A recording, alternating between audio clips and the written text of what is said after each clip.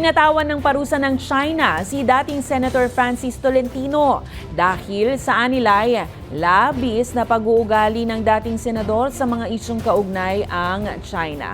Idineklara ng Chinese Foreign Ministry na bawal na ang pagpasok ni Tolentino sa mainland China, Hong Kong at Macau. Sa pahayag ng Beijing, kabilang siya sa ilang politiko na gumagawa umano ng mapanirang mga pahayag at hakbang kontra sa relasyon ng dalawang bansa.